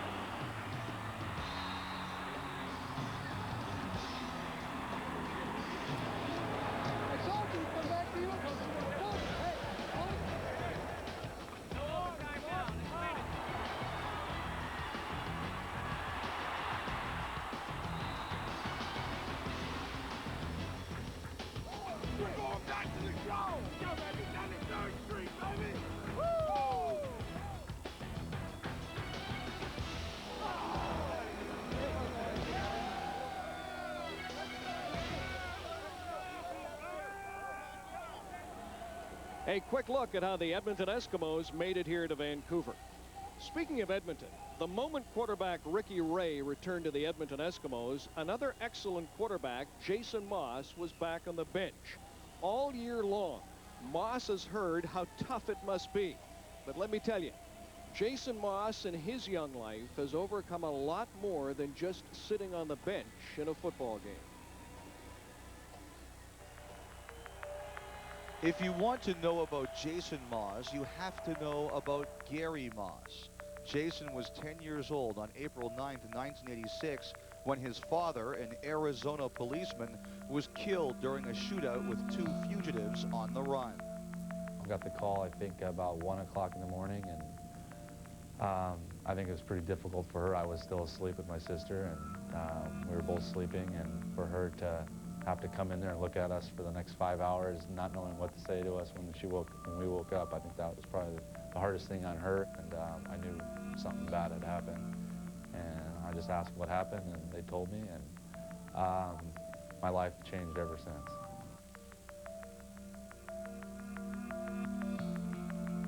You know, my mother passed away when I was 11 years old, but, you know, she was sick. She had cancer, so we knew we were preparing for the adjustment. I couldn't imagine what it would be like to happen so suddenly like that. Yeah, the most difficult part is my parents were divorced at the time, so I only saw my dad on the weekends, really. And I think that when you're a kid, you definitely don't think of death. You think your parents are going to be around forever, so you're never expecting something like that to happen. So I'd go visit my father on the weekends, and all I wanted to do was go, you know, be with my buddies or go spend the night somewhere else, and because it was a weekend for me. I'd been to school all week, and I wanted to hang out with my friends. And that particular weekend, the last time I saw my father, I was actually going on a trip with a friend that weekend, the only weekend I get to spend with my dad of the week. And I still remember to this day hugging him goodbye and crying. And I usually never cried when I left him because I just, you know, figured I'd be back and everything. But I specifically remember, I can see it right now, you know, just hugging him, getting in the car and driving off and looking at him and starting to cry and feeling bad. Maas was far from a major troublemaker, becoming a very good student, but as you might expect, there was some real anger. I got a talking to by a teacher when I was in 7th grade after, you know, hurting a kid, and them asking me why, and I said, well, why did you do something like that? And I blamed my father, you know. I feel badly about this, and they said, look, you don't need to use that as an excuse in your life. I mean, you need to get over that, basically. And that was an awakening for me. Here they come. Maas going across the middle for Gaylor. Touchdown. Maas doesn't just deliver his message to teammates, but also to Edmonton schools, telling students they can overcome just like he did. Meanwhile, his father's mementos, like an old high school football jersey, motivate him when necessary. I pull the high school football jersey out when I feel like I'm a little down and I need to play well in a big game or something like that. I've worn it a couple times the last couple of years to the stadium, and all I do, I wear it just for the simple fact that I know the kind of pain and anguish he went through the last few minutes of his life, and I feel like no matter what I'm going through, he went through way worse, and I can get through what I'm just about to do. That report by Elliot Friedman, and Jason credits his mother and stepfather for getting him through a very difficult time. Darren Flutie, you think that he should be the starting quarterback here today? I absolutely do. I do. Ricky Ray has not thrown a touchdown pass since September 18th. In his last 7 football games, while he hasn't thrown a touchdown pass, he's thrown 9 interceptions. Jason Maas, since he's come into the playoff games, the last 2 games, has thrown 2 touchdowns, completed 80% of his balls. And I look at the qualities you look for in a quarterback, especially come playoff time.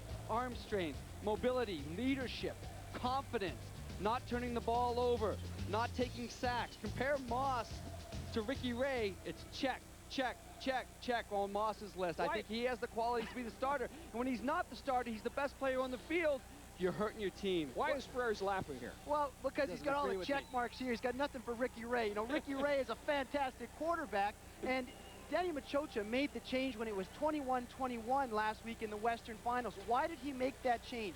Was it because Ricky Ray was not getting the job done? You know what? His exact quote, Machocha's exact quote was, our team needed a spark.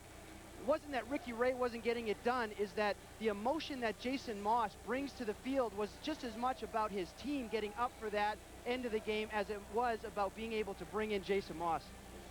Guys, it's called a nice problem. It's a testament to the Edmonton Eskimos. Not They have, necessarily. hey, when you have two guys you can win with, Darren, this time of the year, there's no substitute for that. If Ricky Ray goes down today, there's not a player in that locker room that doesn't have total confidence in Jason Moss. That's a big advantage in this game. Big advantage. I disagree. I mean, I think you risk losing this football game by starting Ricky Ray. I don't think he's at the level Jason Moss is. He's your best quarterback, and he's not starting today.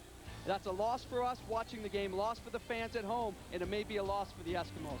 I'm not differing with your assessment of Jason Moss, but I think you have to give the organization credit for having both guys, and for a young coach like Danny Machocha to make a strong and decisive decision, whether you agree with it or not. The locker room has not been divided because of Jason Moss's character and because of Danny Machocha's I don't think it should be divided no matter what, because they're professional football players and they should play hard no matter what. Lesser players have divided locker rooms, and some people would argue it happened in this stadium. Let me talk about a multi-dimensional player. He can run, he can catch, and he can block. You know Troy Davis. Is he a factor here today? Troy Davis is a huge factor, and he has been since he came to the Eskimos, but I don't think he's the guy you feature your offense around. I think you still need to throw the ball effectively downfield, and when you do that, Troy Davis can help you a lot. He can run the ball well. As Eric mentioned earlier, he blocks well. Play action can be huge, but he can't be featured. He can't be the 150, 200-yard guy. Well, I think it's important to be able to get Troy Davis involved because, you know what, as effective as Troy Davis is, that's going to keep the Montreal Alouettes offense and Anthony Calvillo off the field, and that's going to be very important for the Eskimos to have some success. Greg, a different sport, but I call Troy Davis Pete Rose.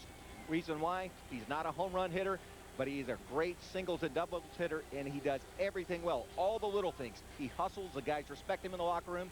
He's a key player for the Eskimos. The good news is, as far as I know, he's not betting on the Canadian Football League. Stay with us. We'll take a break. Lots more to come from Vancouver right after this. The clock's running down. The team's losing ground to the opposing defense. The young quarterback waits for the snap when suddenly it all starts to make sense.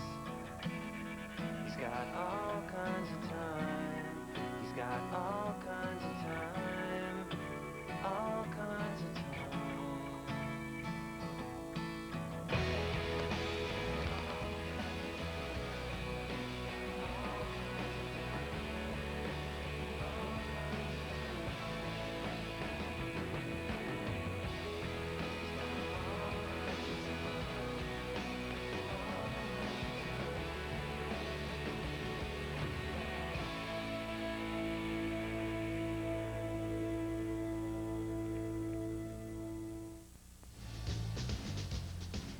At 5:30 here on the West Coast on a Sunday afternoon, you are looking live at BC Place Stadium in downtown Vancouver.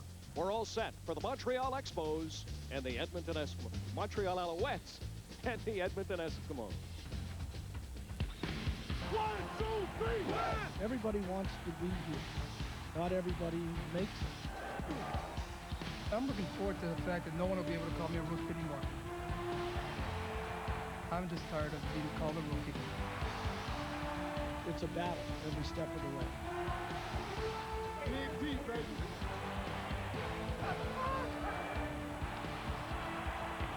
I just want to win football games, and that's what drives me.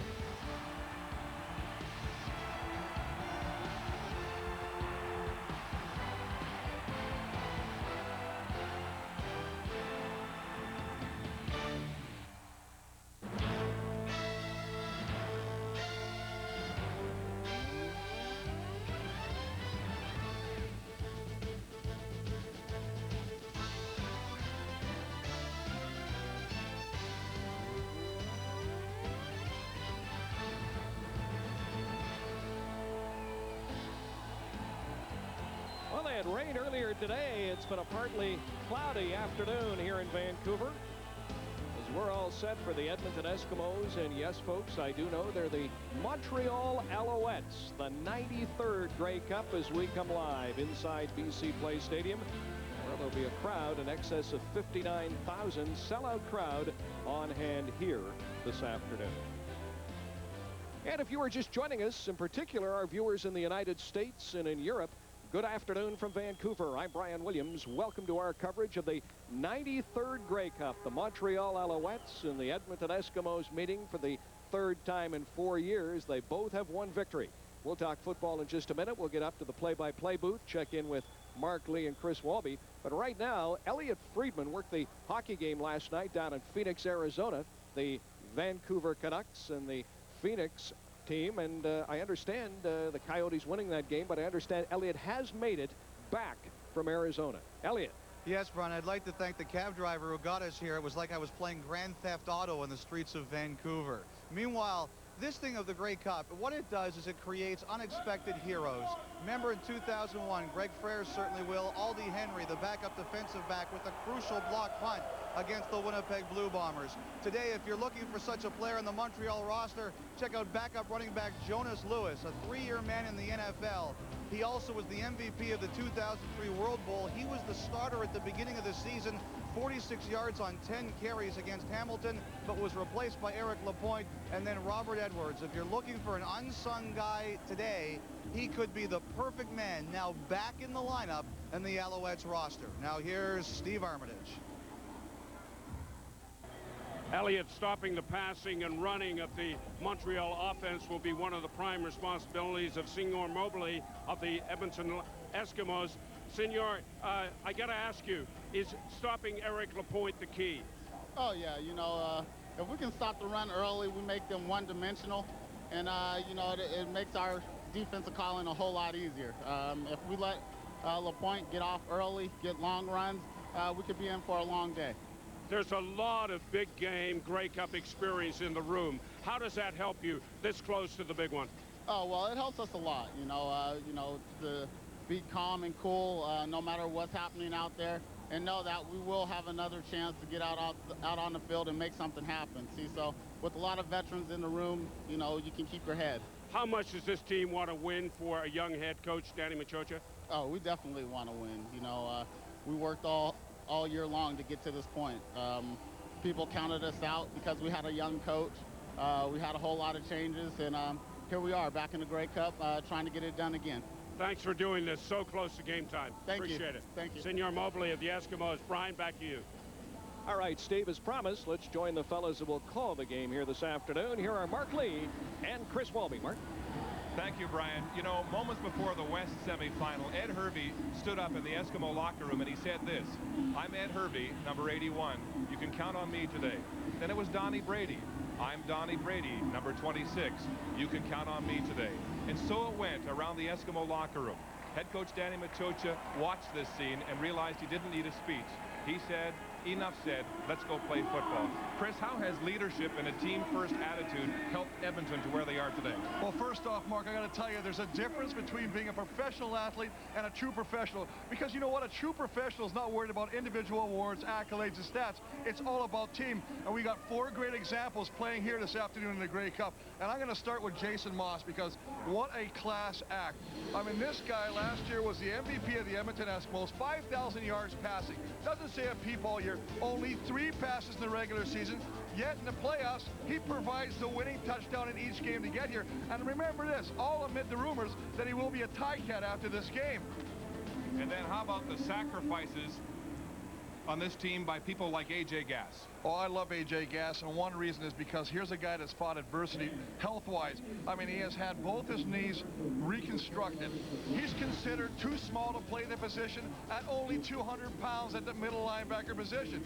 Yet he often lines up as a 5th defensive lineman and is a huge reason for the success of the Edmonton defense and why they're ranked #1 in many defensive categories. Some similar stories for the Montreal Alouettes on their road to the Grey Cup. Before the East semifinal, quarterback Anthony Calvillo called a players-only meeting, and he made a speech. Now, Calvillo is soft-spoken. He doesn't normally talk to his teammates. He stood up and he said before the Alouettes, I'm going to lead you. You can all follow me. He told me yesterday he was so emotional when he made the statement. He had goosebumps, and he had to leave the room right afterward. They have followed Anthony. The Alouettes are his team. Well, he is definitely the leader of the locker room. And the biggest thing is, they say he doesn't do this normally, but the thing is, there was turmoil at the time. There were rumors of Don Matthews' demise. There were question marks about the defense. They had Tinker with big defensive ends, and then he brought in smaller defensive ends. Questions all over the place. He stood up and he did one thing. He unified this team, and he came out and probably played the best half of football in that first half against Saskatchewan in the East Semi. And then there's Tim Strickland, beat up, injured, and answering the call for his team. Again, another example. I mean, you take a look at A.J. Gass. How about Tim Strickland? Here's a guy that's still not 100%. He's got a groin injury, yet he missed the final 2 games of the regular season. Says, I got to be in for the playoff game against Saskatchewan. But what does he do? Key interception in the red zone against Saskatchewan, and then he chips in with 3 quarterback sacks against Toronto in the East Final to bring him here to the Cup. These are all great examples of what a true professional is. Chris, you've talked about the human drama behind the scenes for both of these football teams getting to this Grey Cup. Now, how about your Grey Cup Gillette game notes? Oh, for the last time, we saved the best for last. Let's go. And we're going to start with Edmonton on offense. And Ray Moss find Tucker. I know it looks like a misspelling, but it is either Ray or Moss. You got to find Jason Tucker. He is the quarterback killer. He can kill the Alouettes himself. On defense, man-to-man must be punishing. They play 80% man coverage, and I tell you what, against these elusive Alouette receivers, you better stick them, and if they make the catch, you better punish them. On the other side, let's take a look what we have to do for Montreal. The key offensively, Stars Lapointe to Cahoon. What a story about Eric Lapointe. 112 yards and a half last week against Toronto. And the best player in the postseason so far offensively, Ben Cahoon. Watch for him today. And on defense, Stingray, Dump Davis. It's simple. You got to blitz. You got to rattle Ricky Ray. But I tell you what, don't forget about Troy Davis, because he can hurt you. Chris, both of these football teams laden with Grey Cup experience and playing themselves for the 3rd time in 4 years, Brian.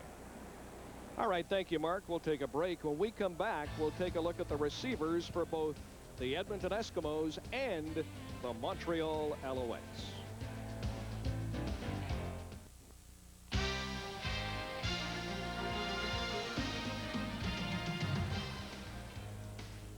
And on this Sunday afternoon, back live in downtown Vancouver as we look at BC Place Stadium. We're approaching 2:45 in the afternoon. Still, I would say about 20-25 minutes until kickoff, the 93rd Grey Cup between the Alouettes and the Eskimos, as we come with the cable cam down to our host location. There is the Grey Cup. And fellas, we got a couple of minutes. We've talked quarterbacks, we've talked running backs, we've talked defenses. Let's talk receivers for both teams and special teams. Well, I think receivers will play a big role in today's football game. And when we look at Edmonton, we look at Jason Tucker as definitely their big play guy. He has a touchdown. He had a huge touchdown in the Calgary game to seal that victory. He's been their go-to guy with 10 catches. Ed Hervey, who seems to always step up come playoff time, has 10 catches. And Trevor Gaylor has stepped up in the playoffs, has a touchdown and 5 catches. My question is, where's Mookie Mitchell? 94 catches on the season, 0 in his 2 playoff games. Well, they're a veteran crew, and they're going to need to be able to come back and communicate to either Ricky Ray or Jason Moss, because the Montreal defense, we don't know what they're going to show. They can play conventional or they can play pressure. And Jason Tucker, he needs to get more vocal. Daryl Mitchell, he needs to get more vocal. Come back and communicate to their quarterback. I look at Montreal now, and I look at their receivers, and you really look at their slot backs, right? Ben Cahoon and Terry Vaughn, playoff-tested guys that have stepped up in the postseason so far. But their kind of wild card has been Thyron Anderson, the guy that was not the 1,000-yard receiver this year. He was left out, even though they had 4. He had a big game last week against the Argos. And these guys, they make the tough catch, and they run great routes, a huge part of Anthony Calvillo's success. Special teams. Big games are determined by field position. Both of you guys have championship rings, and you know that. Anytime you're playing on a short field, it's like running downhill. Tony Tompkins, Ezra Landry, both electric guys. You see Landry here. He returns a missed field goal 125 yards for a touchdown. The guy is just dynamic. The same thing with Tompkins. You've got 2 very good dual kickers as well in Fleming and Duvall. But ultimately, field position is determined by special teams and turnovers, and that's something we've not talked about. Turnovers the entire pregame show. Montreal's 2 wins in the playoffs. Both games, their opposition had 6 turnovers. The Calgary-Edmonton game, Calgary was certainly the favorite. The Edmonton defense created 6 turnovers. If you win the battle in those 2 areas, you're going to be hoisting I think the cup. Sean Fleming point is a great one. We saw how he struggled towards middle of the season and the end of the season, and boy, he's flicked it on come playoff time. His consistency has been huge when they haven't been able to cross the end zone and get 6 points out of it. Coming away with 3 has been big and allowed them to get here to the Grey Cup. All right, we got to jump in here, guys. We'll take a break. When we return, player introductions for the 93rd Grey Cup here at BC Place Stadium in Vancouver.